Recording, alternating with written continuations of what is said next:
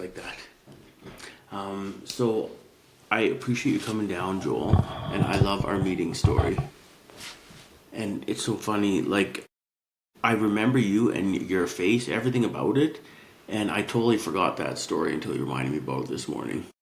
So just for background before we get going, because you and I have been texting back and forth a little bit, I noticed on our text string, and I see you're a positive, spreading some great stuff on LinkedIn, and thank you, by the way, for reaching out to people and trying to help them from a financial perspective and those kind of messages, trying to get people back to work. That's what kind of draw me to you, and that's why I want to talk to you today. But anyway, I don't even know where to start. I guess for anyone that's never met you, why don't you tell us about yourself? Well, I grew up in New Brunswick, and I came out to Alberta in 2006 while I was in the military. I have a wife and 4 kids. 2 of them are 18. They're fully employed. Turns out if you tell your kids they have to get a job, they get a job. So they're fully employed in the automotive industry, so they're learning lots of great skills. The 2 younger ones are 10 and 11. I think they have a pretty good future ahead of them. I spent 10 years in the Army as a heavy equipment technician, 1 tour in Afghanistan, 2009, 2010. 23 years total as a heavy equipment technician. I have 3 Red Seals, automotive, heavy equipment on-road and off-road. I'm the founder and owner of moviesnacks.ca. That business is on pause right now. I own NWHD equipment. That's where I do my contracting up north. Okay. So I'm in the mines for the oil sands. That's how we met. And I started a new career. I have 1.5 years in the financial services. Well, before, I don't know if I said it, but so yeah, for anyone who's listening and anyone who cares, I was driving back from work. We were doing a small job this winter and this summer, just outside of Fort McKay. And I came back I always try to leave last, and I left just before the mechanic that day, and I got a flat tire, and I couldn't believe it. And you kindly offered, hey, you doing okay? And so I did have someone come behind you. But even the fact that you offered, like, I appreciated that so much. And then you sent me a message, hey, this is me, Joel. I just stopped by and said, offered to help or whatever.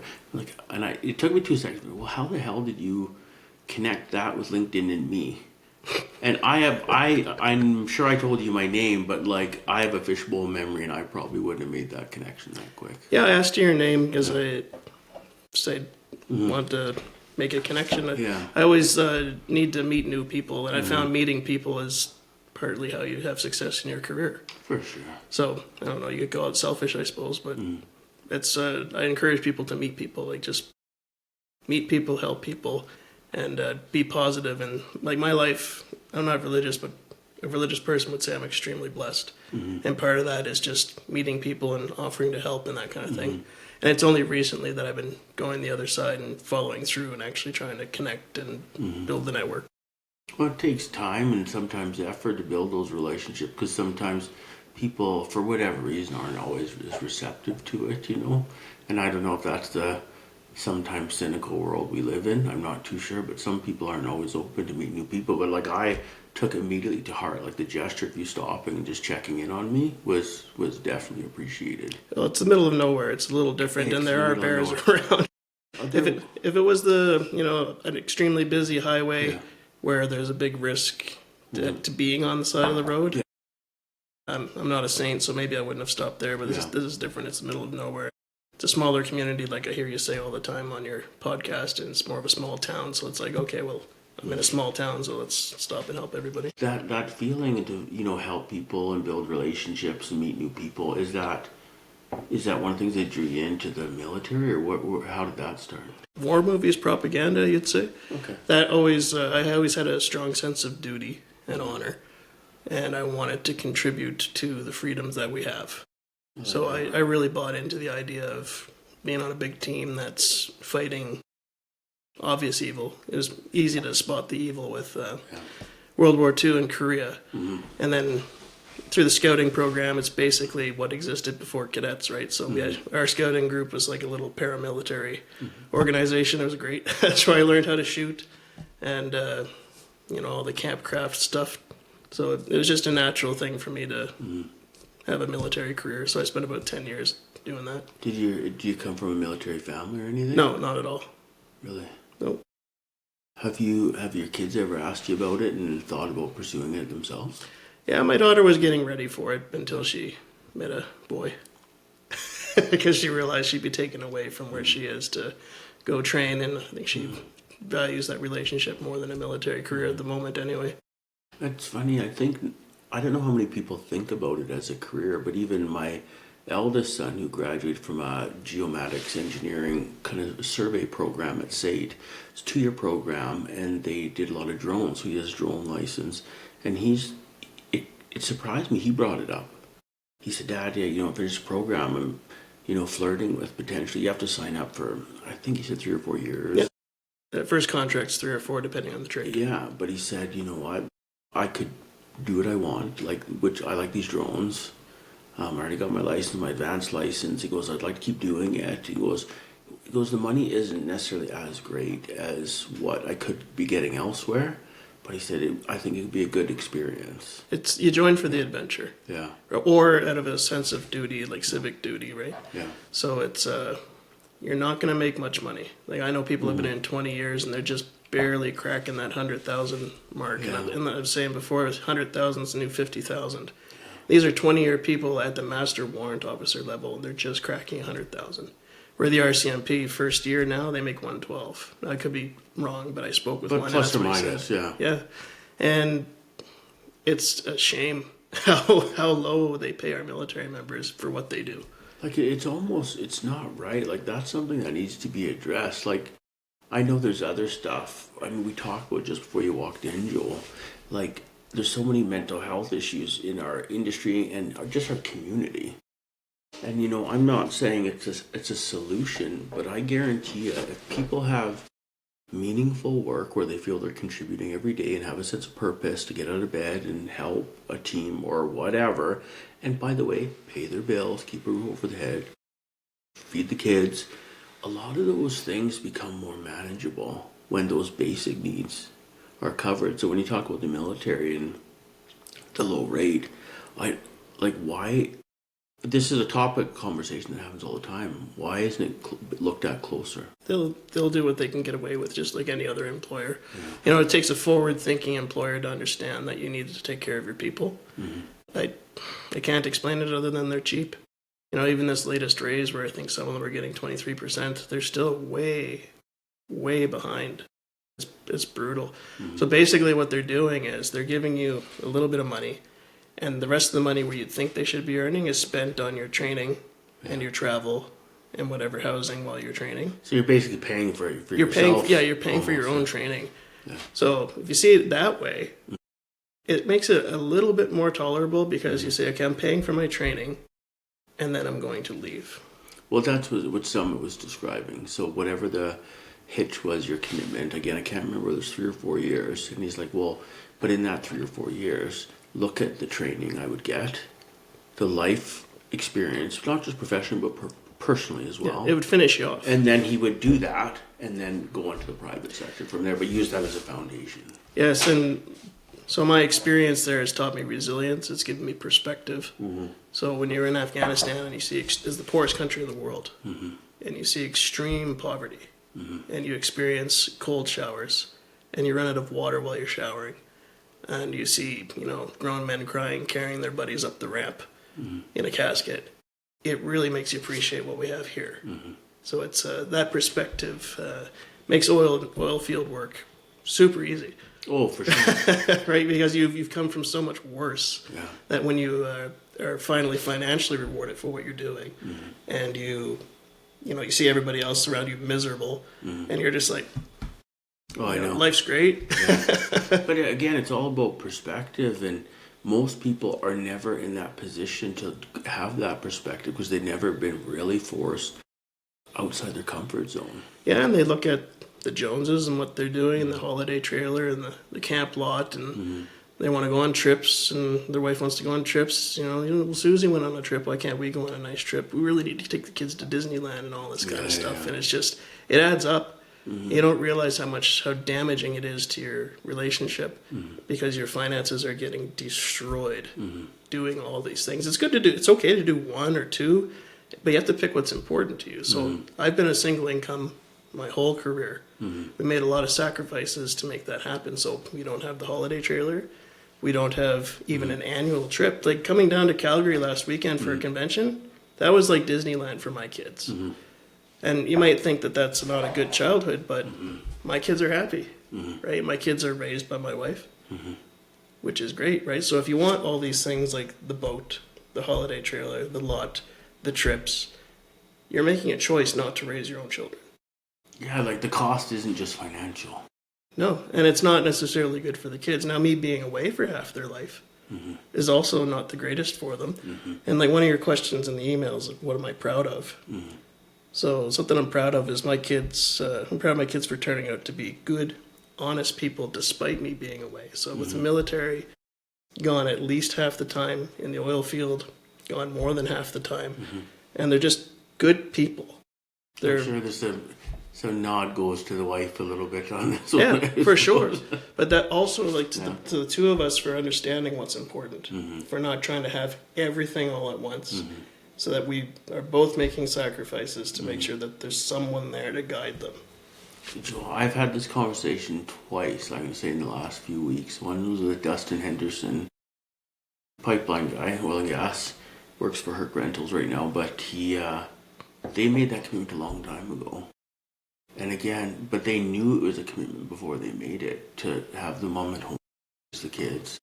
And they've had success at it, but again, it's not easy. And then Jay Hill, another kid who worked up north with me when I met you, same thing, young family, 2 and 4, and you make the commitment, and then you build your life around that commitment for the benefit of the kids. Yeah, and you might have someone screaming at their radio saying, well, you're killing your finances by having your wife not develop her career. It's like, sure, you could say that, but what would you do for your kids? I would say it's like anything in life, it's not black and white. There's pros and cons, and both of us could make an argument both ways. So I don't think it's more that. It's more wherever you find your priorities and your values lie. Again, Marie and I talk about it, not uncommon for us to talk about every now and again, is how do you find the balance between saving for a future, which you don't know what that looks like, and basically living your life. Like I said, make memories of the kids, take the trips, the holiday trailers, the boat, or whatever, because there is a cost to that you're basically taking from the future and spending it now. But again, now all of a sudden there's less stress, longer work life in the future. You just don't know how do you find that balance? Well, as long as you understand, say you're 40, and if you understand that $1,000 spent today is $16,000 purchasing power at 65. If you can keep that in the front of your mind with every decision that you make to purchase, then you can really decide, is this worth it? It's a cell phone. Yes. Okay. Yeah, well, it could be like, do you need that cell phone? But it's not about just not making the purchase. It's also about what do you do with that money instead. Right? So if you have money that's available and you decide to spend it on a cell phone versus investing it, that's where it costs you. Now, if you don't get the cell phone, then you go out for dinner every week or twice a week or 3 times a week. Now, you're still in the same boat and maybe a little heavier. So... God, you can see how much I go for dinner now. So tell me about how you ended up out west. I just got posted out here with the military. I was married at the time, and my wife wanted to do pharmacy. Okay. There were only 4 schools, I think, in Canada at the time that had a pharmacy program, and Edmonton was one of them. And there happened to be one of the 4 major bases in Edmonton, so we chose Edmonton. So it was a great choice. Coming from New Brunswick, where people like to look to the government for answers. It was never my thing. I really didn't like that about New Brunswick. And you come out here and everyone's just like, pew, pew, Alberta. And I'm just like, perfect. This is me.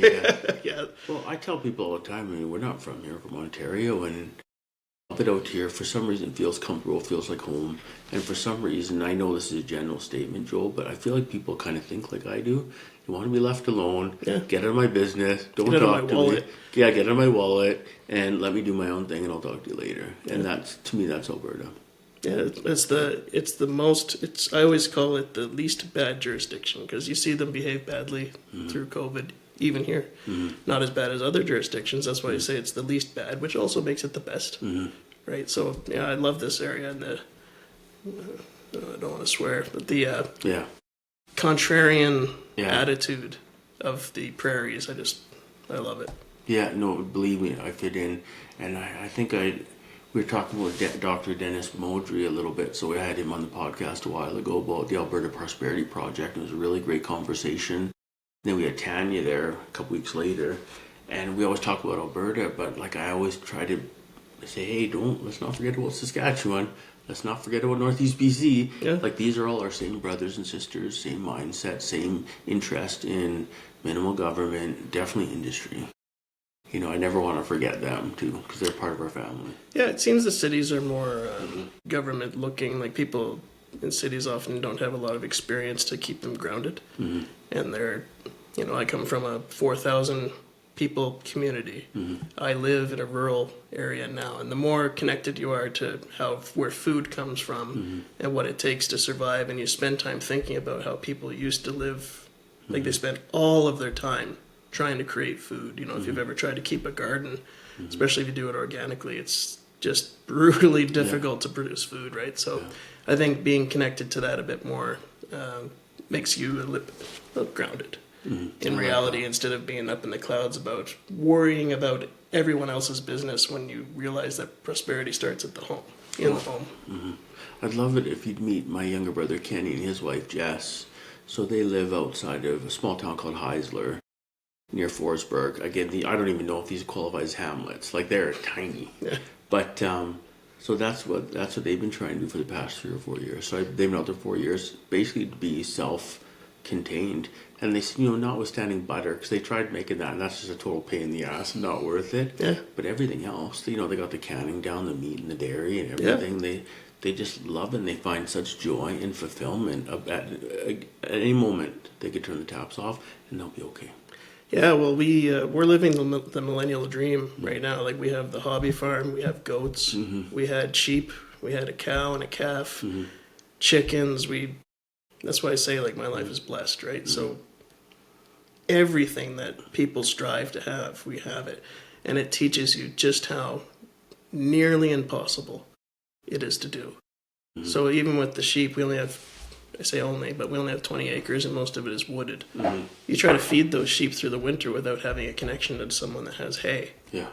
It's not going to happen. Yeah. So as long as you can feed them, you have milk, you have meat, you have leather if you need it, mm-hmm. but good luck doing it with a small plot of land. Just not happening. So I think they're 14. So it's a small, same little hobby farm.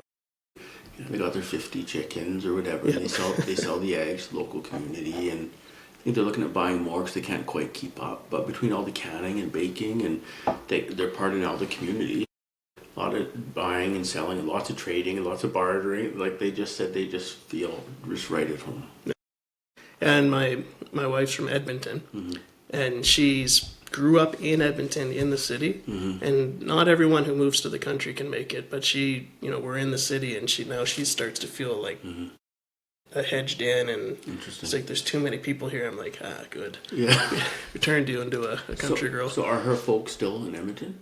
Yeah, her mother has passed, but her dad's still White Ave area. Oh, okay, so you see him. What about your folks? They're back in New Brunswick, doing New Brunswick things. How often do you make it back? Once a decade, seems. Oh, I'm cheap. Breaks my heart. Do they come out this way, I hope? I know. They're not. Joel, you're killing me. They're not thriving. No. It's challenging. Mm-hmm. Challenging. It's a lot of it's mindset mm-hmm. and openness to opportunity, mm-hmm. right? And then being closed off. How do you change that mindset, especially when people have it or have had it their whole lives? Well, I think about how it changed for me. Reading. Mm-hmm. Big time. So I used to think I wasn't a reader mm-hmm. Until I picked up a book on knife making, and then I couldn't put it down. Mm-hmm. So that was the first. That was at 19. I realized, okay, it's not that I'm not a reader. It's that I didn't like what they shoved down our throats in school. Mm-hmm. And I can appreciate Shakespeare more now. Yeah. As an adult, but as a kid, I couldn't have cared less. So that showed me I'm okay with reading. But then time, because I'm a very industrious person. I work every bit of overtime I can get my hands on. Mm-hmm. When I'm up north, I would work 84 hours a week, mm-hmm. right? Just like pipeliners, but I do it 2 and 2. I don't do 6 and 1. Okay. I think that's the divorce shift. Oh no, it's brutal. I think it's gonna have to change, but that's another conversation for sure. And then Audible. So I used to buy audiobook CDs. So audiobooks were definitely the beginning. So The Art of War. There's a book called Rules of Victory that explains the art of war and applies it to real life. That was probably the first bit of eye-opening for me. And I always had an entrepreneurial feeling in me, like I was going to break out from the rat race and do something on my own. Mm-hmm. My family, half of my family has been in Canada since the very first settlers, and then the other half of my family is from Lebanon. Okay. So my uncle used to brag all the time. Not really my uncle, but you know how Lebanese families are, right? So my uncle used to brag all the time that the very first generation of Lebanese that came over in the early 1900s, the first generation after the parents were all doctors, lawyers, commercial property owners, all these things, right, are very successful in sales. But then that next generation was just like everybody else.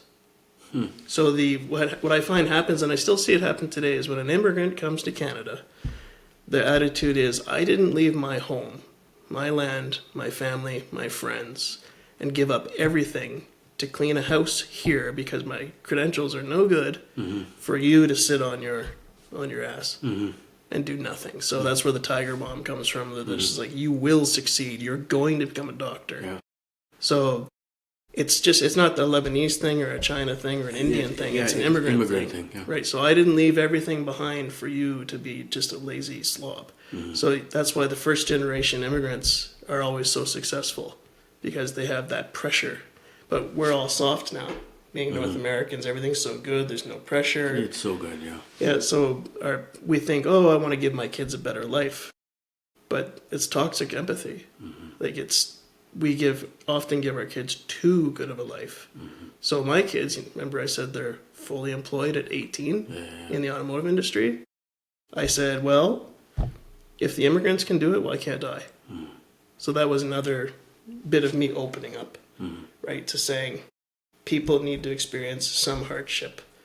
So there was, handling water by hand instead of having a hose all the way over there.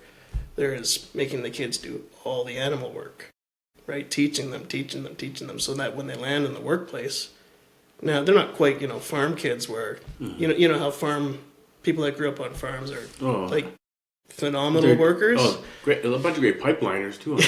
Right. Yeah. So they're not quite that level because we didn't have a full production farm. Yeah. But they have a bit of that, right? So now they're fully employed. Right, so they had a huge head start by having a slightly challenging life. And they wouldn't be grateful at the time, but in retrospect, they'll look back and go, "Oh, thank God." Yes, our parents loved us enough to make us work. Yeah, and I tell them, hopefully they don't listen to this, but I tell them all the time they're not getting an inheritance. I said you have to make your own. So, in reality, it's once they've proven they can handle money, now I'm going to start thinking about leaving them some. Because money for some people is the worst thing they can get. Or if you give, let's say you pass on, you leave $200,000, that's going to be gone in 8 months. Right? So that money could do better in the community at a charity, helping people rather than putting an extension on my kid's house. Right? So until they show that they can make their own life, make their own career, and produce their own money, then it's like, The Godfather. Who took over the family? The man who went and made himself a man. He's the one that got the reins. So same idea. Man, that's incredible. So how did you get into make the transition out of the military? How did that decision come about? Was it always the plan? No. I was going to be a career military guy. And I said, when I no longer have fun, I'm done. But I figured I was going to have fun forever. Now, part of the problem is financial. So everybody in the military, at this whatever rank, equal rank, makes the same money except for specialist trades. Okay. So there's some specialty trades that make a little bit more, but it's not much. So a clerk, they do important work. People need to get paid. The paperwork needs to be done right. But a clerk, makes the same as a mechanic, makes the same as a driver, makes the same as a warehouse person. Mm-hmm. And okay, that's okay. Let's say that's fair. Let's just say, okay, we need to have a Star Trek communist setup, and that's fair. Mm-hmm. Okay, cool, that's fair. But the mechanics and the welders work. So we do overtime, and the military doesn't pay overtime. Oh, yeah? Yes, and if they give you a couple days, it's literally a couple days in a month. Yeah. So you don't get any compensation either in time off or in overtime. So you might work 50 hours in the week, and the clerk or the warehouse guy works 40 hours, and you're not compensated. And they say, well, you make salary. And I always said, so does the RCMP, and they get overtime. Mm-hmm. So that, when they started abusing the mechanics, like they call it the EME branch, or it's RCEME now, but the mechanic branch is called the EME branch. When they started making me work too much overtime without any compensation, I said, I just put in my release and said, thank you very much. Mm-hmm. But even mechanics and welders and some of the trades guys in the military, it's also hard on your body, man. Yeah, it is, but by the time you do PT, like physical training, Yeah, you're okay. admin and all that kind of stuff, A, you're in good shape, Yeah. and B, you do that during work hours. Mm-hmm. So people were like, okay, well, you're working out during work hours, so, maybe your pay is appropriate. It's like, but I risk my life. Yeah. Like, I go to places where people want to kill me. Mm-hmm. So I think that kind of balances it out where they should get paid some more. Right. But that's even in the private sector in a lot of areas still as well. I worked for an operator for a couple of years, and notwithstanding, not a great boss, so that helped move me on. It was more, I was always a pipeliner. We were used to getting paid what we worked. And then I worked in an office tower for a couple of years, and again, lots of long days and evenings and weekends. It didn't really matter. I'm like, So that kind of helped me move along too. And it wasn't like being greedy or money driven as much as it was. I just wanted to get paid what I worked.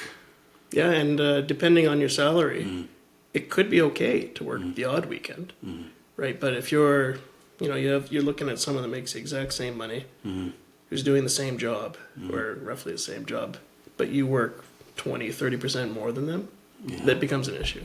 Yeah. That's not insignificant, because at some point it's also pulling away from your family's time and future and all that kind of stuff as well. And on my release interview, that was what I brought up. So the commanding officer I was with the combat engineers, and he was like, oh, this is all about money for you. And I said, it's not about money. It's about compensating me for my time. So when I'm away from my family, that's less connection, that's more stress on them. And I said, I'll take money or time off. It doesn't have to be money. But the time off does not match the extra time worked. And then the RSM, if anybody knows what an RSM, he chuckled. He said, you'll probably make more money than all of us now. Yeah. But it's like, it was a financial decision kind of, but it was more about fairness of like working too much, getting paid the same as a person that works 35 hours or whatever. When they do the exit interviews in the military, is it pretty well... Do they take any of your comments to heart, or is it just like, oh, well, whatever, Joel can't hack it, or he's done, whatever, who cares, and move on? I think they'll just write it off. The people that have been in 30 years, they think it's the best, especially if they're an officer, they have that's their identity. Yeah. And they're closed off in their mind where if you're in the military, you're in the military, and that's it. And I've always been open to anything. So if I was still in, I would have gone for commission from the ranks or got a degree and got commissioned from there.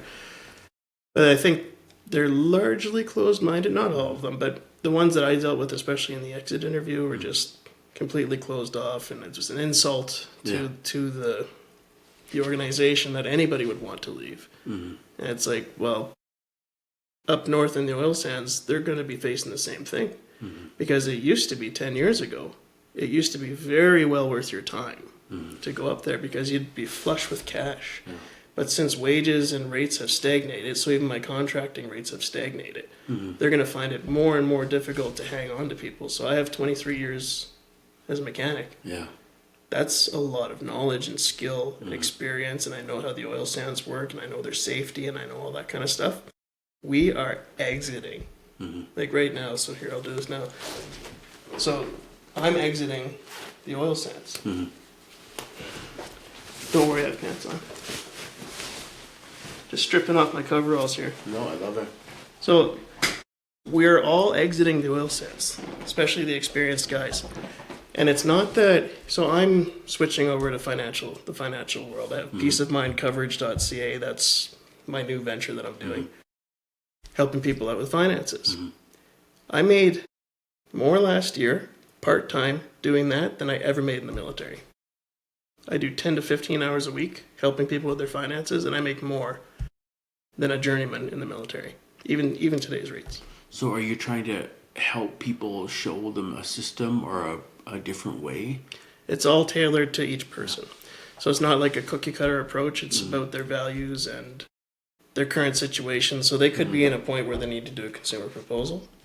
They could be in a point where they just need someone to say, stop taking vacations. Yeah. Or they could have, a return of contribution from pensions that they just don't know what to do, or it's only grown $5,000 in the past 8 years. What I'm saying is about the oil sands is, so I'm leaving to do this because I've reached the top of the mountain for mechanic. I'm a contractor, I have my own truck. The only way up from there is to buy more trucks and hire mechanics. I don't know if you've met mechanics. I have. They can be pretty disagreeable. I won't comment on that because I have to go back to work soon. Yeah. So they can be pretty disagreeable or a challenge to work with, and they're about as loyal as cats. So whoever has the tastier cat food or the higher pay, they'll jump ship for $5. So I don't want those headaches. And in the financial world, I can replace my oil sands money and be home with my family. So that's my exit plan. But almost everyone that I talk to up there says Texas. They're sick of the political climate in Canada. They're sick of people confiscating their property and saying it's voluntary. And they're sick of just what happened through COVID, even here. And it's almost 10 out of 10 people I talk to are saying Texas, and some of them are saying Montana. Oh, I love Montana and Texas. But yeah, like you're preaching to the choir, Joel. And I'll tell you, the veterans that I know, especially from my vintage, so Canada's in some real trouble. I'm not trying to get into the politics. I'm just talking about the reality. Like, why did I leave the military? And then why are people leaving the oil sands? But even like what you're talking about, like these are the conversations I want to be having with people, because it's almost like at some point in politics, like it's taboo. You don't want to talk about it because you don't want to get your hand slapped for work, or you don't want to be on the wrong side of some conversations. Like, I'm shocked. I don't care about that. Well, I'm very comfortable in my opinions. It's more, a guy like me who does work for someone full time. So I'm sensitive to that, of course, because you have to be. But at the same token, there's a lot of conversations I have, in private. And people are like, yeah, like whether separating Alberta to a sovereign nation or whatever you want to call it is the right thing to do, we don't know. But isn't it worth a conversation? Oh, yeah. What's that look like, I was listening to your podcast with Dr. Dennis Mowdrey. Yeah. Mowdrey. Yeah. And leverage. Yeah. And the question he said is, when he asked Ralph Klein, if the current deal was the deal you were offered and Alberta was a sovereign nation, and you were offered the deal that we have right now, would you join? And the answer obviously is no. Whatever, I'm a patriot. Join the military to protect Canada. Canada isn't what it was, and we have people tearing it down from within. And I agree that he says even if so let's say we did separate, not that that's my goal, but let's say you did. I think that would fix the rest of the country, because they'd have to really look at how people are being treated. We're not just some colony from the 1600s that's there to be harvested, right? We should be thriving as well. Yeah, it was Dennis. He's the one who explained it to me. He said if you look back to the, creation of Canada and when these Western provinces became part of the Confederation and stuff, they were always set up to feed. At the time, Canada, quote unquote, but now we call it like Eastern or Central Canada. Ontario and Quebec, basically. Yeah. That was always the intent, and if you look at how they even lay out the number of seats for each province and stuff like that. Oh, at for the federal senators level. are even worse. So he said we're set up to fail. Like we, under the current system, we will never get out of it because we don't have enough votes. We just can't. Yeah, and people may argue that the Ontario-Quebec area is like Canada's economic engine. Cool, but we're the fuel tank, right? And you need all the pieces for it to work. Yeah. Big Dave is in northwestern Ontario, and again, when I talk about, Alberta, to whether it's Dr. Dennis Modry or Tanya, I said I always want to talk. I never want to forget about northeastern BC. I never want to forget about Saskatchewan or Manitoba or northwestern Ontario, because those are all my people, and they all think the same. So how we're all kind of thinking the same, we're all stuck in an awkward situation that we don't know will ever change. I don't know how to get away out of it. And Maria said, well, maybe we just throw our hands up and just bail out and go somewhere else, Yeah. But I don't want to have to leave. But again, it's a financial wreck here in Canada. Well, I think if we had the conversation, ultimately we wouldn't leave, but we'd have fairer treatment. But you're never in a negotiation. You're never going to get what you want unless you're willing to walk. Yeah. I just want to be able to. I like the idea of the sovereign Alberta conversation, and that's all I'm suggesting. Is I think it's worth a conversation, and unless you force at the federal level them into that conversation, they'll never have it. No, if they think they can it's like an abusive relationship. If they think they can just keep beating you and you'll keep taking it, then they'll continue doing it. Yeah. And we don't have the votes of the senators or anything to make any real change versus the hundreds and hundreds of seats out there. So it's like, what do you do? I don't know. All I know is I love Alberta. I'm grateful to be here. Marie's from here, and she always says, I'm from a generation of Alberta because she was born here. And there was a time when, everyone was from somewhere else and they moved to Alberta, but now her generation, so she's 45 or whatever, 44, 45. I think you mean 27. She's 27. Yeah, 27 plus or minus. Well, she's part of a generation that's from here. Yeah. So, all of a sudden, not everyone's from somewhere else. There's like a whole generation around her age that were all born and raised here, and they love it. And our kids are born here and they love it. Again, I'm not from here, but I love it. Yeah, me too. I think this is great. Good place to raise a family. Yeah. You can make some money if you're deliberate. You can still make it work. Wages and rates are 10 years behind. But if you're cautious, you can still make it work. So one thing that initially wanted to have this conversation today was I appreciate you reaching out to people that are struggling for work. The noose is getting tighter because they probably haven't worked for a while. And you've been reaching out to them in private just to try to help offer a solution. I know some people have probably entertained that conversation with you, and probably some, I assume, haven't. Yeah, most people are pretty closed off. Just like the military guys who define themselves as, I'm in the military. It's a limiting belief, so you have difficulty recognizing opportunity. So to anyone that's looking for work or would like to spend more time to with their families, or just want to change careers, or feel like they made the wrong decision. It's like if you could see how your life is now, 20 years back or 10 years back, depending how old you are, and you think you may have made some decisions differently had you known better. I'm going to paraphrase Dr. Modry here. Don't you think you have an ethical, moral, and economic responsibility to do whatever you can to improve your family's situation? I love that. It was so good I stole it. Yeah. So it's, are you looking for an opportunity that'll help your family every week? And are you doing anything to pursue it? So people will say, yes, I'm looking for work in pipeline, or I'm looking for work I've met dozens of power engineers who haven't done any power engineering, or have done a little bit and that's it. I don't know why there's so many power engineers. But they have this idea that I'm a pipeliner, or I'm a power engineer, or like your other guest who shares my name, Joel. He kept mentioning the financial world. I'm like, yes, do it. That's where the money is. And it's honorable work, and it's a win-win-win. It's a win for your client because you get their finances and often relationships sorted out because you'll remove that background stress of the finances. It's a win for you and your family because you're well rewarded for that work. And it's a win for the country. It's a win for employers. So let's say you're an employer and you have, you just can't afford to pay your people more.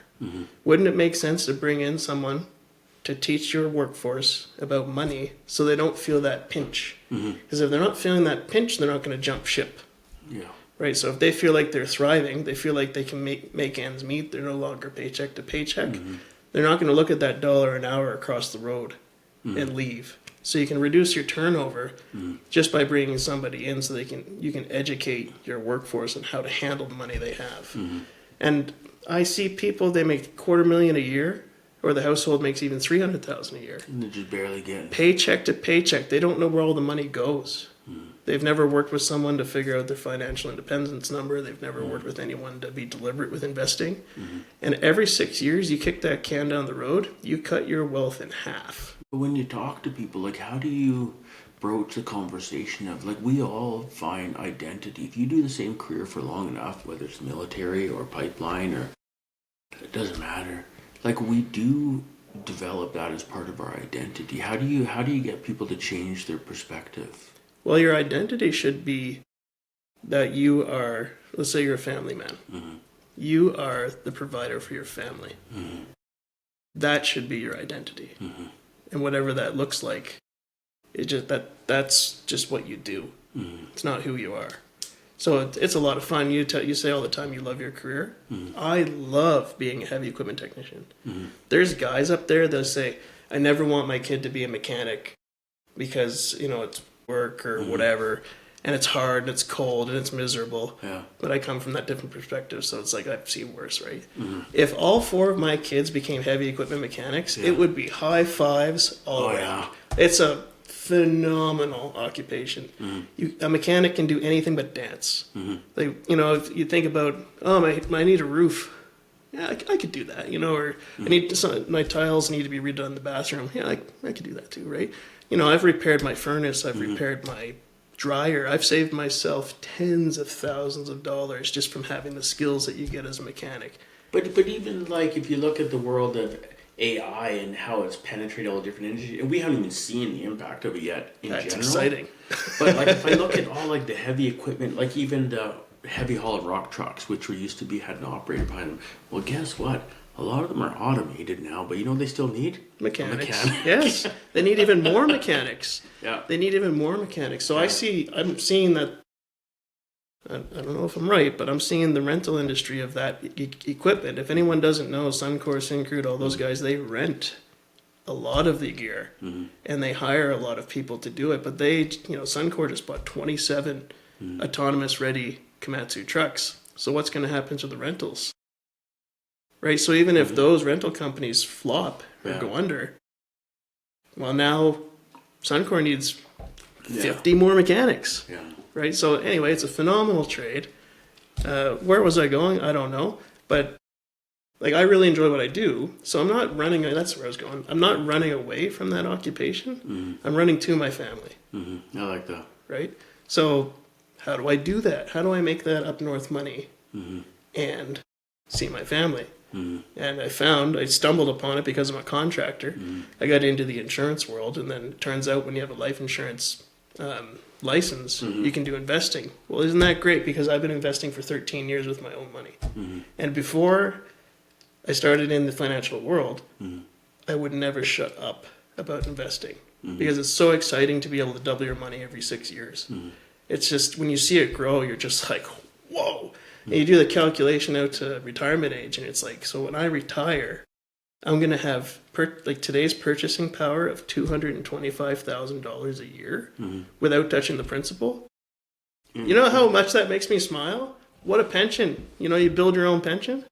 But it makes you, some of that worry about uncertainty about the future, it takes it away so you can be more focused on the present and your family. Well, that background, so when you have that background stress taken care of, when you know your future is secure, you know you're going to have a phenomenal income. Even if I don't add another dollar, my income's going to be upper middle class, which is just fine for me because I come from basically nothing.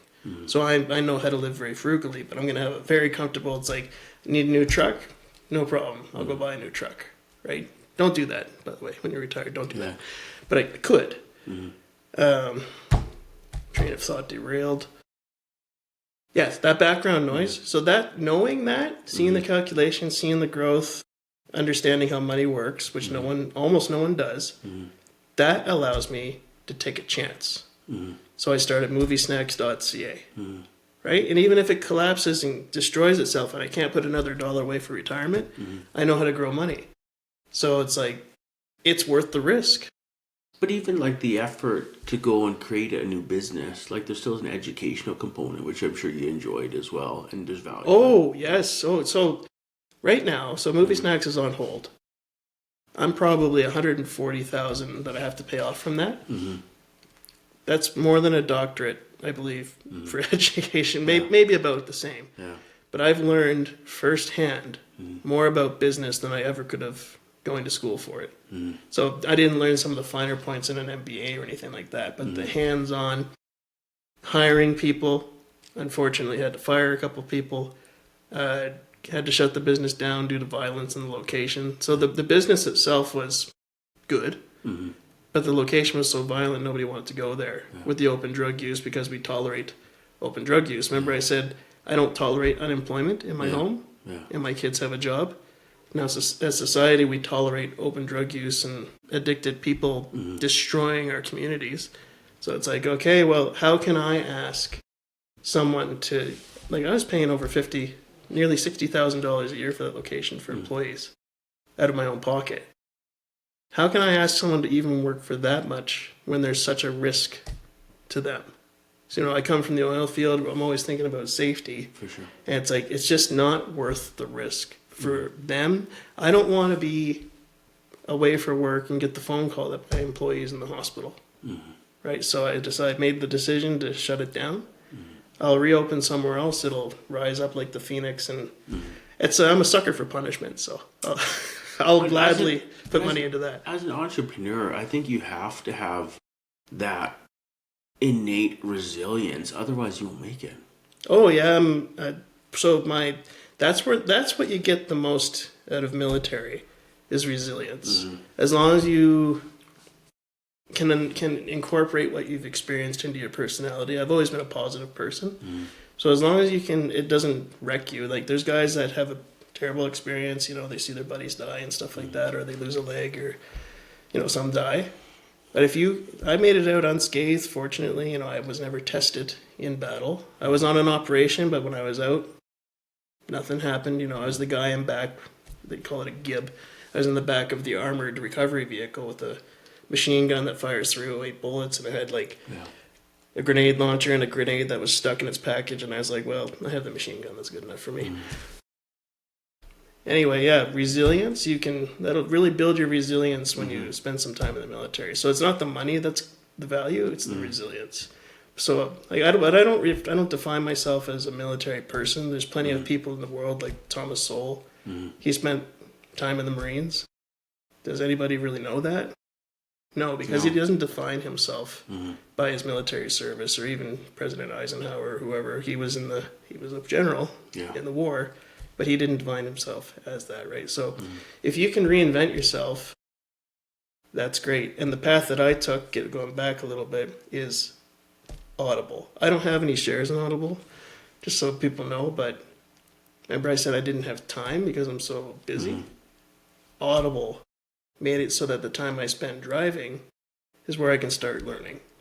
So lots of your guests talk about mindset, and people will hear it and they'll just be like, oh, whatever.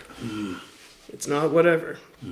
Mindset is everything. Having a closed mind is extremely expensive. So I consider myself open-minded. I taught myself how to invest. I pulled my military pension. It's in a locked-in retirement account, and I said, I don't trust those guys, plus I like to learn about life. So I found some videos that aligned with my values, and I taught myself how to buy and sell stocks. And I was buying and selling stocks. This is a story about how being closed off will cost you a lot of money. I was buying and selling stocks over a 10-year period. I got 200% gains. good for me. Yeah. Aren't I amazing? Yeah. That's actually professional results. Just little old me with my little bit of research, 200% growth on my military pension, probably faster than it would have grown had I left it with them. So I had the foresight to put on my chart, 4%, that's my threshold. If I don't beat that, I don't have no business doing it. Mm-hmm. And there's the TSX, and I always beat that by 1, 2, 3% per year. I always do better than the TSX. And this is over 10 years, so your success can't be measured unless you've been doing it for 10 years because you've been through a recession, right? But I also had the foresight. I didn't really understand what it was at the time, but I put the S&P 500 on there too. So over that same period that I made 200%, the S&P 500 went up 600%. Holy shit. Yes, and at that time, my money had time to double 5 times. So I missed out, I did the math, I missed out on $260,000. I started with $62,000. Mm-hmm. I had tripled it. Great. But I missed out on $260,000 that had time to double 5 times. How much is that by the time I retire? Oh my God, do you even want to know the answer? It's very sad. Yeah. So I learned a little bit and I stopped. I thought I knew. Times 2, times 2, times 2, times 2. There's 4 times 2. I don't know if the camera can see this. 8.3. $8.3 million mistake. But again, most people would never know to even figure that out or look into it. So it's almost like ignorance is bliss. Ignorance is expensive. Yeah. Ignorance and being closed off is expensive. There's a fella, I make sure everyone has a money guy at least. Mm-hmm. So one fella, I said, do you have a money guy? He's like, oh yeah, I have a money guy. He's great. Like, perfect. That's all I need to know. But then I realized to ask, how good? Because if his money guy is any good, I want to learn from him. I want to meet him and learn from him. Mm-hmm. And if his money guy is no good, I have an opportunity to help. Mm-hmm. So I said, how did your money guy do? He's like, oh, I started out with 80,000 and now I have 105. I said, okay, that's great. Was that last year? Because the market last year was just phenomenal, right? So he's like, no, that's since 2018. And I'm like, yeah. So I said, okay. So I pulled up a S&P 500 calculator because you can invest directly in the market. Yeah. So I said, if you put your money just in the market in an ETF, paid basically no fees, you would have $217,000. So he had a money guy. His money was growing. So 205, so that's 102, 112, $112,000 that he missed out on in that period. And if had he continued, he'd continue missing out. And he has time for it to double 5 times. So he missed out on $3.5 million by the time he retires. Like that little bit of money that he missed out on was enough, not quite to retire on because of inflation. Which reminds me, I always have a silver coin as a trading aid. I like that. So the silver coin here, that's from 1967. In 1967 terms, that dollar can purchase in today's stuff just under $8. So about every 20 years, your purchasing power cuts in half. Like clockwork. That's 3.5% inflation. So when the government says, oh, we have a target of 1 to 3% for our inflation, which is a tax, by the way, for anybody that doesn't know. It's a tax on widows and orphans, people that save and are cautious with their money.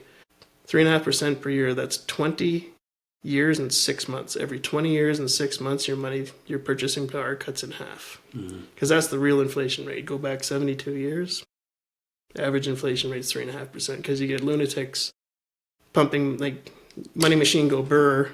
Oh, they're printing as fast as they can right now. Yeah. And you know what? I would actually argue that no matter who's in power, Canada likes that differential.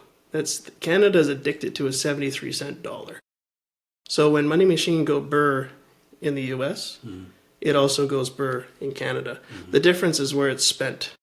So depending on who's in power, you'll either get bridges and hospitals, or I don't know, money going outside the country somewhere. money lining pockets and landing in Brookfield or whatever. Right? So there's corruption everywhere, but at least we would have got some bridges and hospitals, and hopefully, at least historically, that's what we got. So I think no matter who was in office, we would still have inflation like we do now. The difference would be wages may have kept up. Yeah. Right? So I saw a comparison on LinkedIn where it's like, oh, look at Canada, we're neck and neck with the UK, and they showed the chart, and it's like, aren't we smart, right? It's like, no, we're not, because we were keeping up with the US forever, and now the US is just taken off. I know. And we're stagnant. Wages are 10 years behind, but the price of things is right on schedule.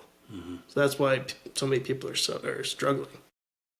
So yeah, being closed off to new ideas is far more expensive than you can even imagine.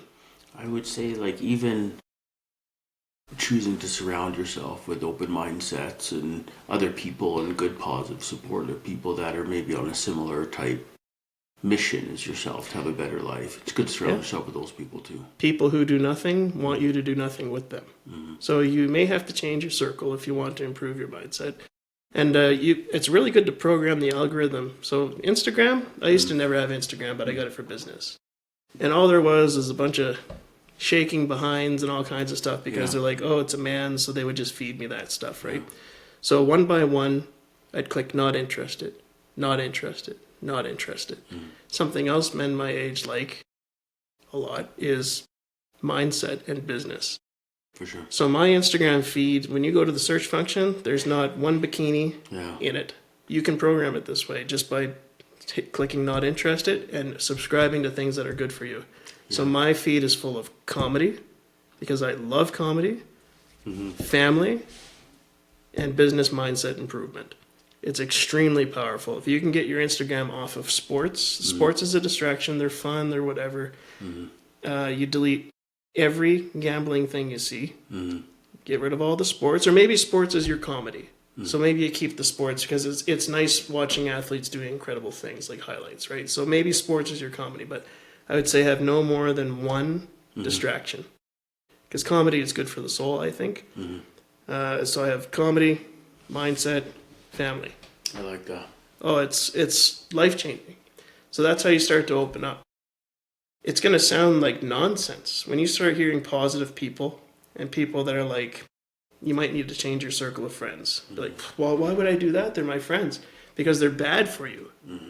Right? So people who are in addiction, what do they have to do to get out of addiction? I know they need to basically find new friends. Right. Yeah. So there's different levels of addiction. There's like substance abuse. There's gambling. There's video games. There's too much sports. Like too much of anything's bad for you. So if you spend all your time watching sports, are you looking for that opportunity that's going to improve your family situation? Are you open to it? You know, there's a person that someday he said, spam me with videos. So I spam him with all kinds of mindset and trying to open his mind up. But he watches sports clips or he watches TV. Like, what is that? Like, you could watch TV forever. There's so much good programming out there, right? And I'm like, you got to stop watching that stuff. It's a distraction. You want to free yourself from the oil sands, you have to replace it with something else. And if you go home to do heavy equipment stuff, you're not gonna make it. You're gonna struggle in retirement. So people defining themselves as I'm a pipeliner or I'm a military guy or I'm a teacher or I'm a lawyer, especially if you have a profession, right? And you look down on something else. Some of the best people in finance are teachers and lawyers and servers of all things, because servers can remember names and details really well, right? So some of the highest earners in the organization I'm with are former servers or forklift operators even. But it's just like anyone who could open their mind to an opportunity can make a lot of money, like directly by doing the financial world or by just listening to their financial coach, as long as they're not like that other guy, and putting their money where they should early. But I would assume like now, like it's such a tough time in the oil and gas industry, now would be the time you would think people would be open to it. Because once times get booming again, when there's lots of work and rates go up and the money's checks show up every week, people seem to get away from that. They want to just go back pipelining because it's easy. Yeah, and there's organizations that exist out there that have really turned people off to how a lot of MGAs are structured. So like when you're doing investments in insurance, you work with an organization called an MGA. So there are certain MGAs out there that have gone through that are styled themselves after Amway, right? Yeah. And they'll tell you, oh, you're going to be rich, you're going to be this, you're going to be that. But all they're trying to do is get into your phone. They get your top 10 most trusted contacts. They sell them products, and they say, good luck. Yeah. And they leave you. So their recruiting is not recruiting; it's lead generation disguised as recruiting. Yeah. So it's so if an opportunity like I have, I'm with a different MGA we sign a paper that says we won't do stuff like that. We're fiduciaries, so if anyone knows what that means, that's a big deal. So, but they've seen these other ones, and they say, no, I lost a lot of money, or they sold me some universal life and now the policy blew up and now I'm broke or whatever. So they go through like a wildfire turning people off to the opportunity. And now they're just like, it doesn't work. But I'm here, like I'm proof. It does work. And all the money that I've made is off my own effort. So it's not like it's not structured in a way that you can't make any money. Right? Remember I said in my first year, I made more part-time, 10 to 15 hours a month, than I made my whole military career. So it's like, here I am, proof it works. Again, it's just a matter of getting people just to try. Like it could change their life. Yeah, and if it doesn't work, you've learned so much about money that you go back to your regular career, or you keep doing it, because I'm still doing my other career. You keep doing it, and you're like, okay, now I know how money works. Right? So it's like, it's worth doing. Oh, for sure. Even personally. Like, I like the idea of, I find value in work, not just because it takes me away from my wife and kids. I mean, that's tough. But the same token, I find purpose and meaning, and I have built a lot of meaningful relationships in my life through work, and I'd like to keep doing it regardless of finances. I feel like I'm never going to retire, especially if I do something that's easy on the body, but it's also hard on the body, because I was doing it between contracts, and you start to atrophy, like you need to hit the gym to stay up. Because when you're working as a mechanic, especially on this huge equipment, you're climbing all the time, you're swinging hammers, you're doing all kinds of stuff. There's a lot of computer work too now. It's still a very physical job, so when you switch to something that's all administrative, you really got to hit the gym. Yeah. Man, oh man, lots to digest there. So, tell me more about your family. Because we got the financial side of it, which you're trying to build a foundation for you and your wife and your kids and your future. And I appreciate you helping other people on LinkedIn. Tell me about some other areas of your life, in particular, mentoring, leadership. Who has helped you either transition out of the military into what you're doing now, or who has helped you in your personal life? So as a kid, growing up in New Brunswick, I had a mentor, Jeff Foss. He's passed away now. He was a former school teacher, shop teacher, and he's a Mason, so he's super involved in the community. All the conspiracy theory people are going to be mad about that, but forget it. He was low enough that he wasn't part of it, okay? So anyway, he's always involved in the community, helping people out. And he was always doing pro bono work in his automotive shop. And part of that was me being there, just being allowed to be there, and getting a little bit of hands-on and changing the odd tire and moving vehicles in and out and getting things unstuck. How old were you? 16 through 18. And I started in the reserves at 17, so I was really interested in the automotive world to start with. So Jeff Foss, and he taught me about civic responsibility and helping people in charity.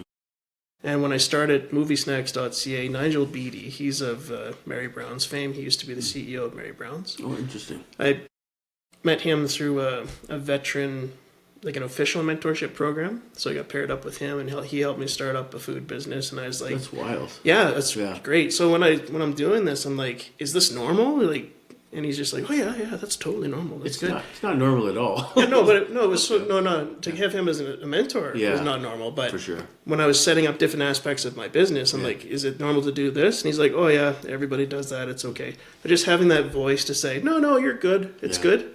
That was extremely valuable. And now Bhupinder Chima, he's helping me in my financial career. Like, he's extremely generous with his time. He flies out from Ontario every month to train me, because he's trying to pass on his knowledge to the next generation. He's in his 70s. He'll do 14-hour days with me. So he's making sure that I'm learning what I need to know to help people properly. And he challenges me. And if I'm getting inside my own head, which is part of mindset, you get in your own head and you think you can't do it. He says, no, look at your past performance.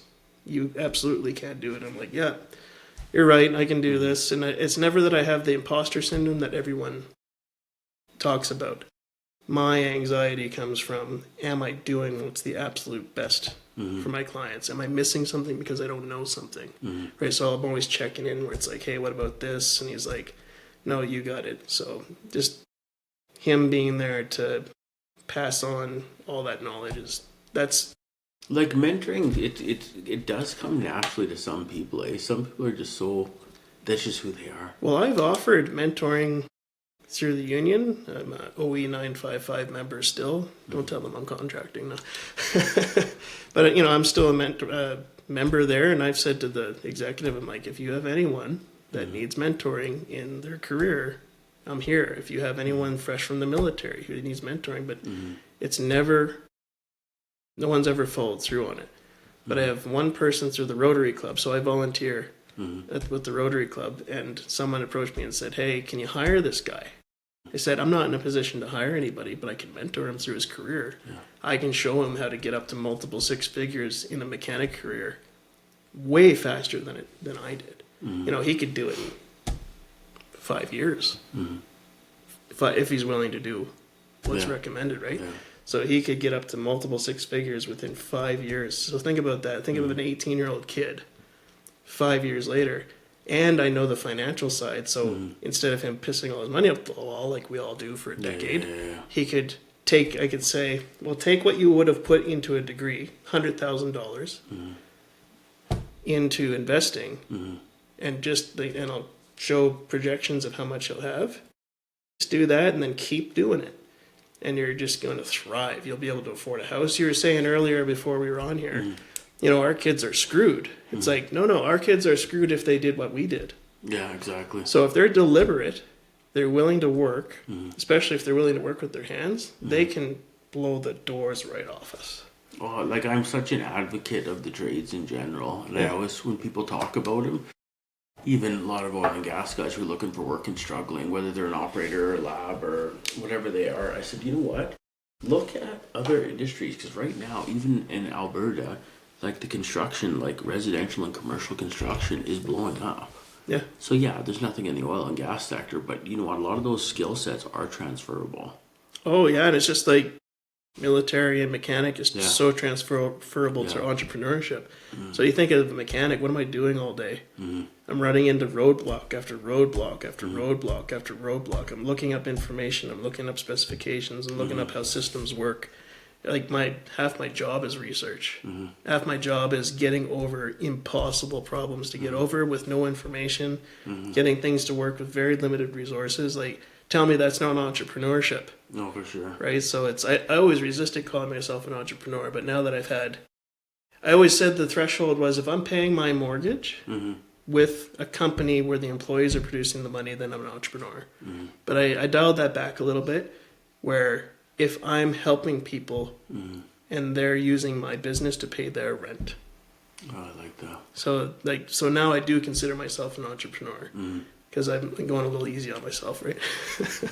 So how have you, like your mentorship, how you help other people now and put your arms around them, whether it's personal, professional, how is the influences of the three guys you mentioned, how is that influence the way you do it in terms of mentoring? I try to wrap in everything. So, yeah, I can mentor someone as a mechanic. I can mentor them as they transition into a business owner as a mechanic. And all the while being ethical and community focused and family focused. So I take what I learned from each of them and I apply that to whatever lessons. Like I try to wrap it all together. So I have yet to have my first mentoring session with this young man, but he seems really excited to meet. And we're going to guide him, show him the path. You can lead a horse to water, but you can't make them drink. Sure. But a big part of what I do is, so again, translating previous skills to new skills. So I have a knack for translating technical English and relating it to something that someone already understands.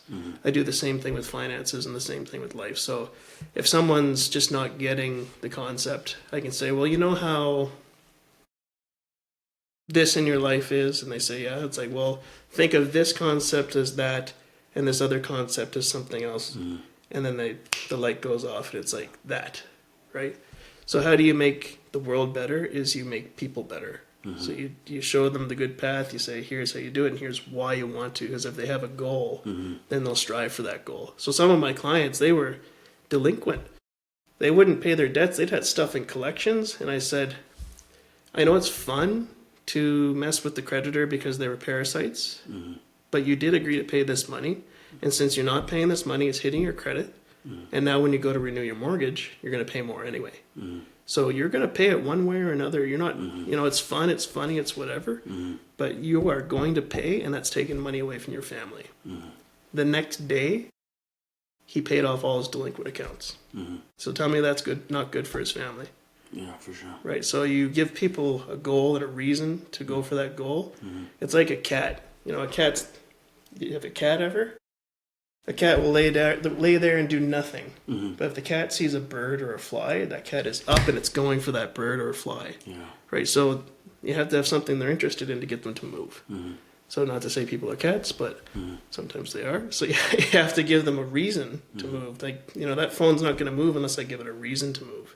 In this case, I give it a push. But we're autonomous people, so you present a goal, and then people will pursue that goal.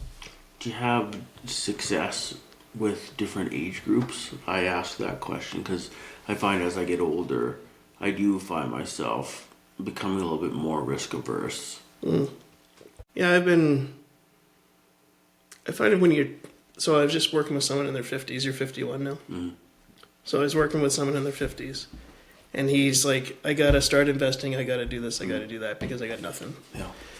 And then I say, do you want to make money?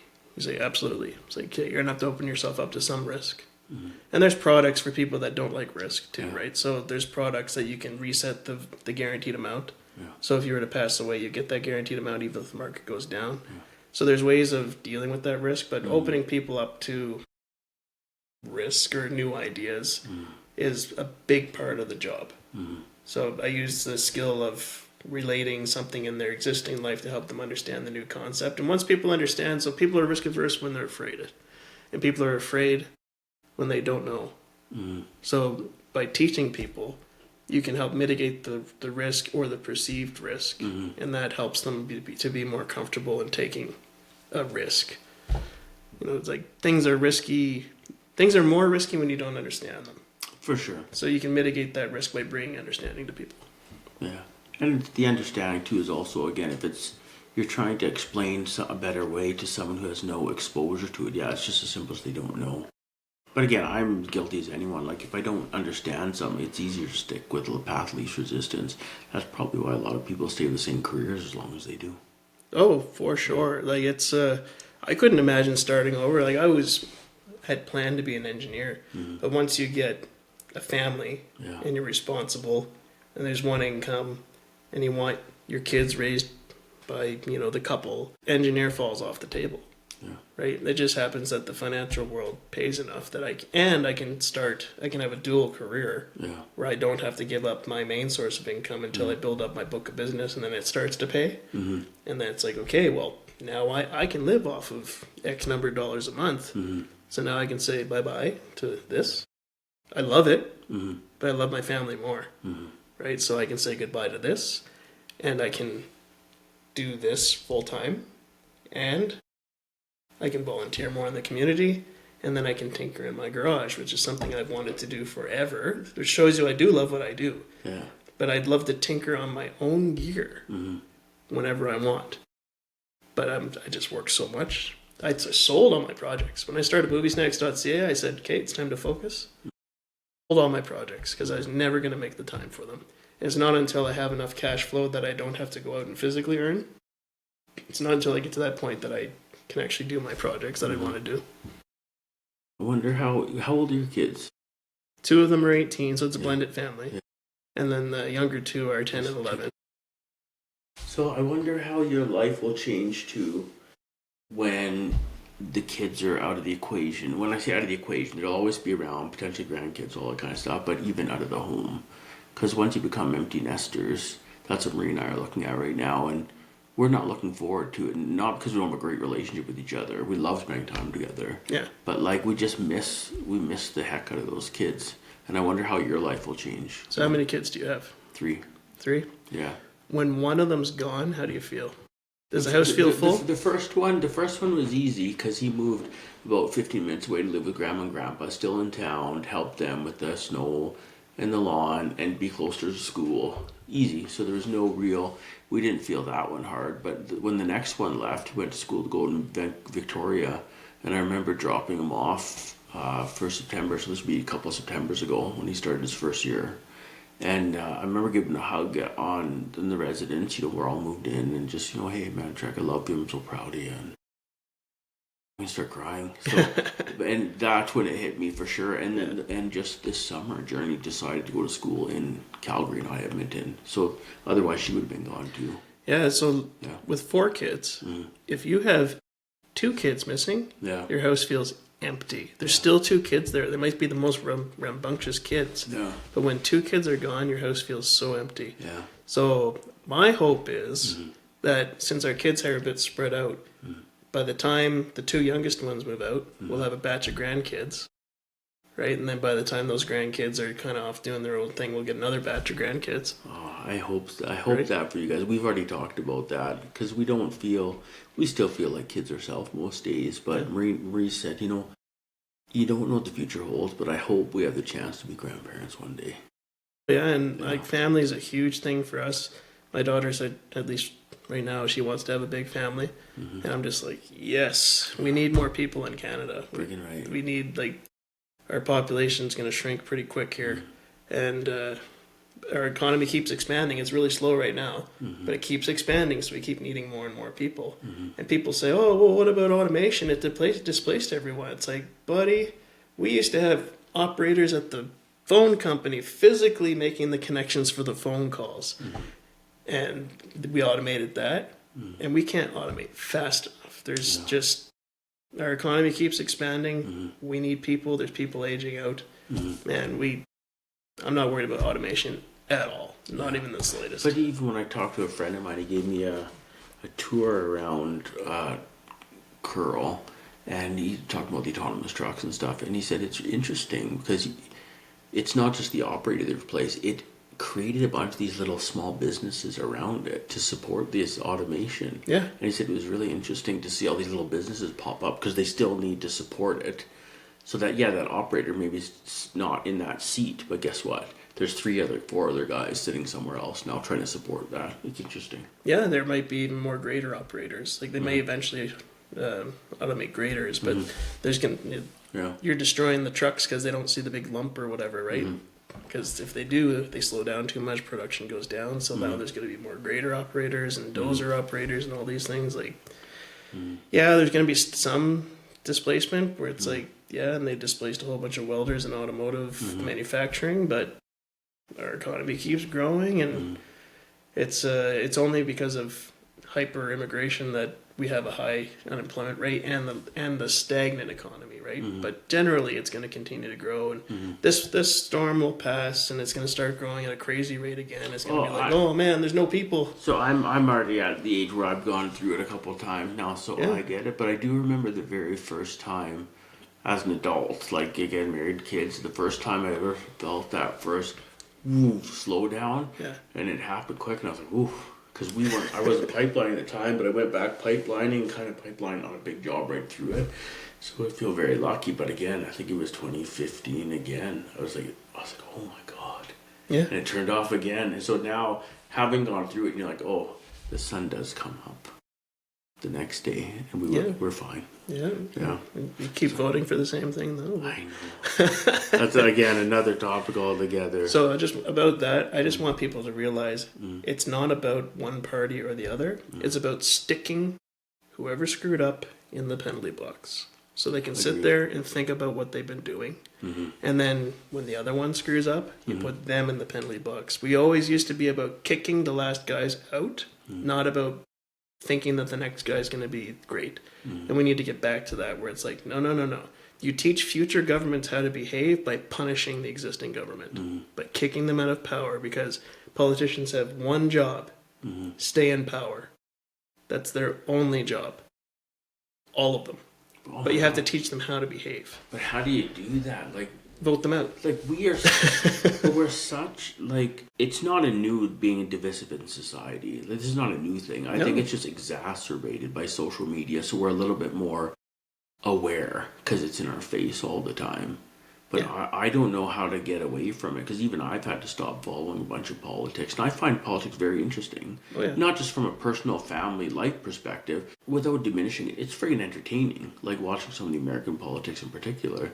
So it is fascinating to watch, but it's so divisive between all these different issues. Like, I've just had to just step away from it. So when it comes to politics, I know people, they'll vote one way or another, right or wrong. So this guy could suck, he could be doing stuff that's really shady, dodgy stuff, and they'll keep voting for that flag. I just vote for whoever's going to stay out of my wallet the most. You know, who's going to be the negative influence, the least negative on my life. It's always a turd sandwich, right? Sure. So you have a choice of 2 turd sandwiches, and one might have some parsley, and you have to eat one. Yeah. I'm going to pick the one with the parsley. Yeah. Right? None of them are good. None of them are out for you. They're all out for themselves. But what one's going to screw with your family the least? That's what the decision comes down to. Oh, that's how we voted in the last municipal election that we just had a couple days ago. Same thing. So Marie and I are going over all the candidates and all their policies. And the ones that we voted for had a couple of very key items that jumped off the page for us. We're like, yeah, those are our guys. Yeah. Whether they follow through on or not, that's another conversation again. But again, this is what they're telling us, and I hope there's some level of accountability. But with the friggin' cycles of controversy and dramas and stuff, and they're so regular nowadays, something crazy in politics will happen, and a week later, all of a sudden, we're not talking about it anymore. Yeah. So, you just forget, you know? Yeah. Everyone was talking about Doge, and now it's gone. Yeah. Right? So, people have goldfish memories. Yeah, I know. But again, I don't know. I always say, we're so divisive in society. It's probably been that way a long time. Oh, yeah. If you know anything about the 1920s and Pulitzer, everyone knows the Pulitzer Prize. So there's Pulitzer, there was another guy. Just the way Fox and CNN are right now, same thing. Newspapers. Same thing. And people talk, I had a guy, he's saying, a friend of mine, he's like, oh, the forgeries of or he didn't say forgeries, but he said AI, the deep fakes, and how do you know, and all this kind of stuff. And I said, AI is neutral. As long as marking instruments have existed, forgeries have existed.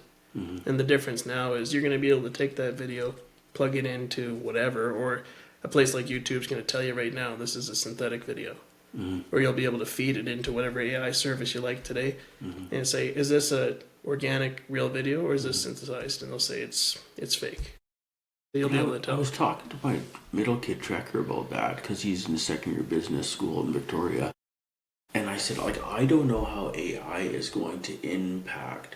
So, we put kids in kindergarten and elementary school and we teach them how to behave and get in line. Here's your ABCs. And there's a lot of different social skills that we teach them as young kids in school.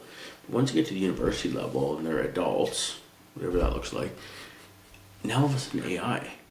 And that's what Trekker's laughing about. He's like, well, if you could have AI basically do your assignments, and it's not that. He goes, the TA marking them, he's probably using AI to mark them. It's like a giant Ponzi scheme. If I was a professor or a teacher, I'd be real nervous right now. Because when AI gets good, we're in the infancy right now, but when AI gets good, you're going to be able to say to a kid, what gets you going? What do you like?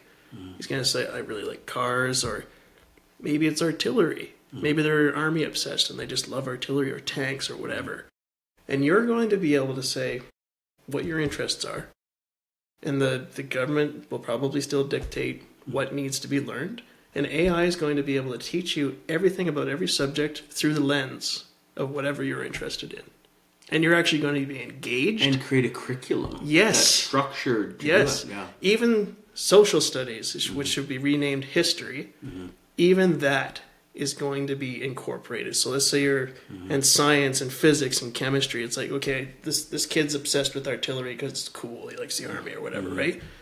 Chemistry, TNT, the history of TNT, the physics of the projectile flying through the air. Like, you see what I mean? You'll be able to take any subject and teach everything through that lens. Well, I hope we get there, because right now they have the schools, because the teachers here in Alberta in the public system, they're striking.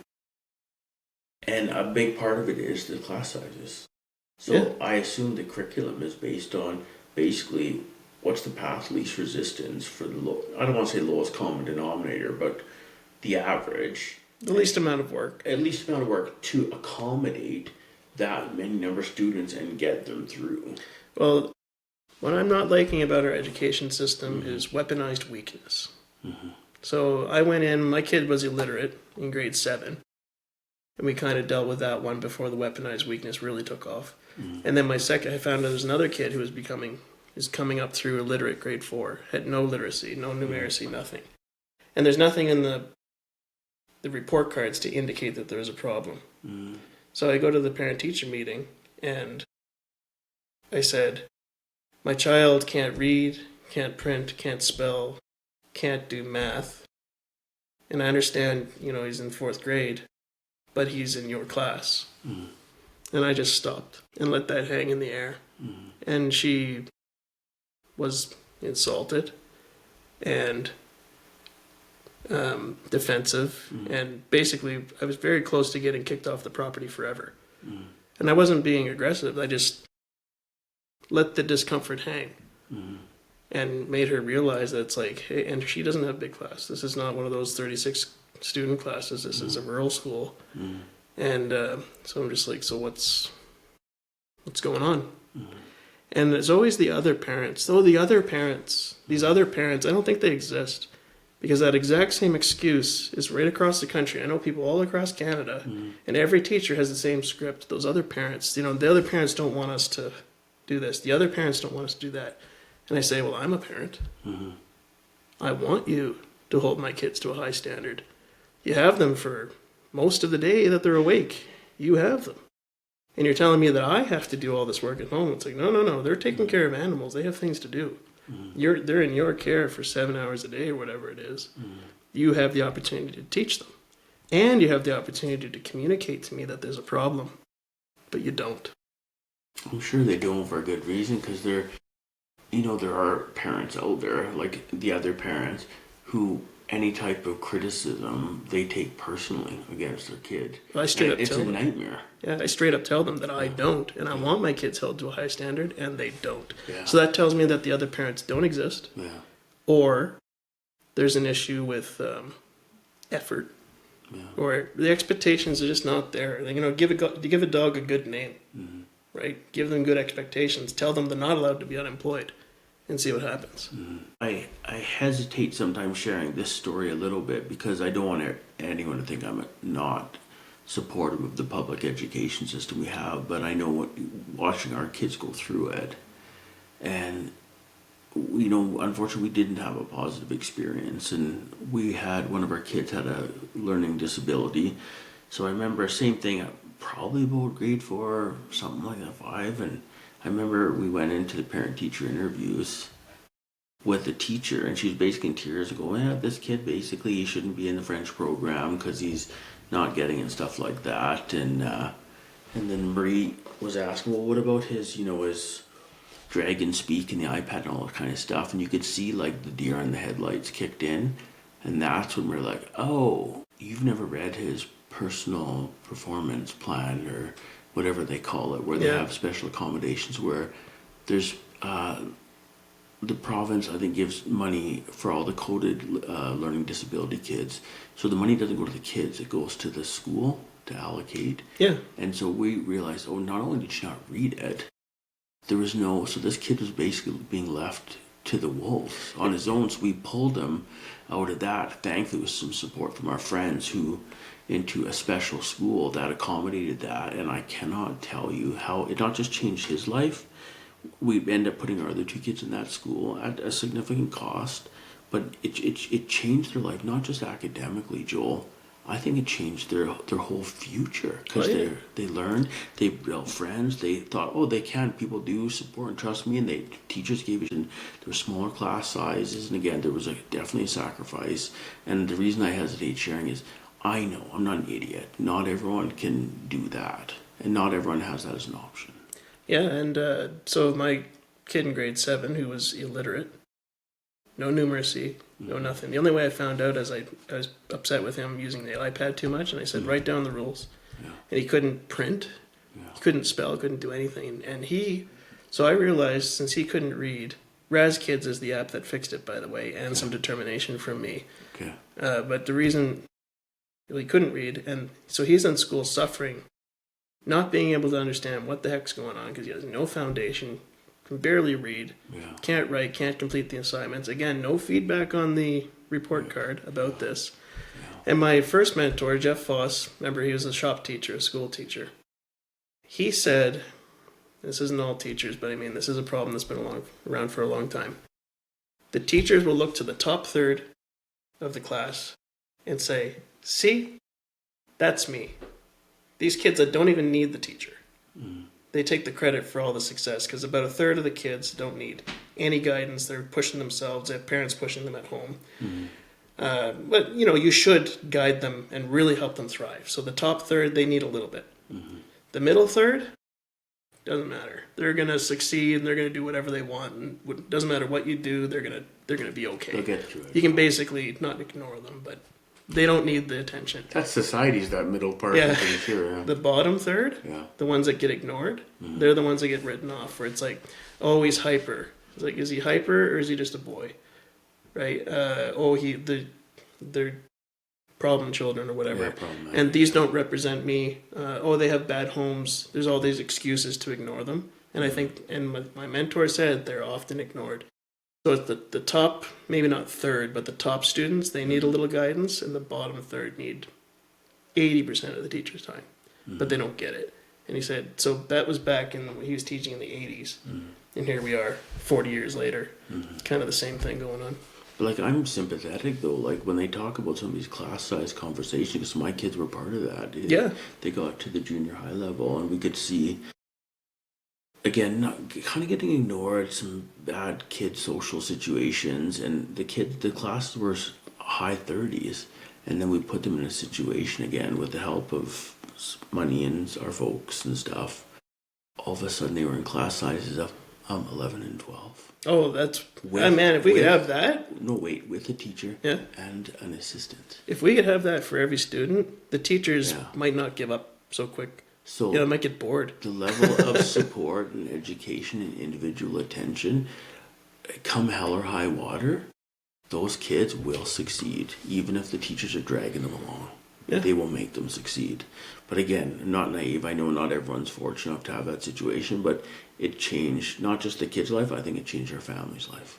Oh, yeah, because if they know what's going on in the school, if they see people care about them, they see that there are people that are interested in seeing them succeed, that they believe in them. That's a completely different thing than the illiterate kid in grade 7 who's got no clue.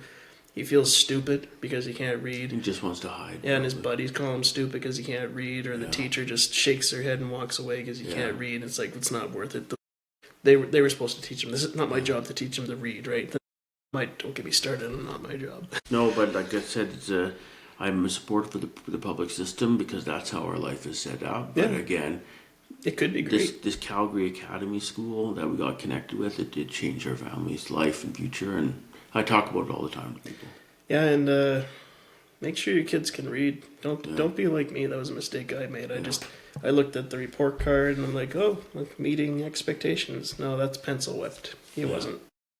Just pencil whipped. That's why I suspect that the other parents don't exist. Yeah. Because they're just pencil whipped. I wonder how you could encourage kids to keep learning. Because you talk about audibles a few times, and I'm like, if you look at my library, it's ridiculous. So that's how I got turned on to podcasts more. Because my audible selection, I'm into self-improvement and relationship building. So that's me. Funny story, I remember Marie, this would be like 3 or 4 years ago. I remember I was working up north and Marie texted me. She goes, babe, I was, because we share an Audible account to Amazon. And she goes, yeah, I was just, are we okay? I'm like, yeah, like, I'm sorry, what do you mean, what are you talking about? She said, oh, I was looking at some relationship books and stuff like that. I'm like, oh my God, babe, like, I'm trying to be a better person for you, you know? But the reason I got into podcasts was Audibles isn't cheap. So I got turned on to podcasts, which in most instances are fundamentally free for the most part of the stuff I listen to. And that's how I got onto it before I started doing it. So again, if you look at all my Apple podcasts where I listen to most of my stuff, it's all the same type stuff, self-improvement stuff, industry, relationships, and politics. Well, the great thing is a lot of those authors have podcasts about that subject. Exactly. And then they'll bring in real life examples and interview people, and they'll actually apply what they're teaching people to real situations, and that helps you see yourself in those situations. For sure. And I struggle, making time to sit down and read a book, but when I'm puttering around the house, I'm listening to audiobooks, or I'm driving or on a flight or something. I love it. Yeah, it's great. Yeah. So before we go, because you're going to come down and sit down, we're going to do this podcast again, probably in a few months or 6 months or something. I would really appreciate if you can share some final thoughts on anyone out there who's struggling, maybe not just financially, it could be mental health, families, relationship, addiction, because you see some of these stuff in the industry we work in and society. Any final thoughts of words of encouragement for those people out there who might be listening? Yeah, so mental health, a lot of it is finances. Addiction, a lot of it is not having a purpose or a goal. So if you sit down with me or someone like me, I can identify by talking to you what your goal could be. I can show you a path of how to get to that goal. And like I said earlier about the delinquent client that I have, that changes your life. And when you start taking those steps to improve your life, your mental health improves. Will it fix everything? No. But if we can remove one of the major stressors from your life, your relationships will improve, whether it's with your kids or your spouse. Your relationship with yourself, when you see yourself in the mirror, will improve. Because you got to look at yourself in the mirror every day. And not all of us feel pride when we see ourselves in the mirror. So if you can work with someone to start taking positive steps, that will help improve your life. Identify the goal, see it as worthy, go for it, and you'll start to see improvements. Awesome. Joel, thank you so much for making time today. Appreciate you. Yeah, you're welcome. Till next time. Yeah.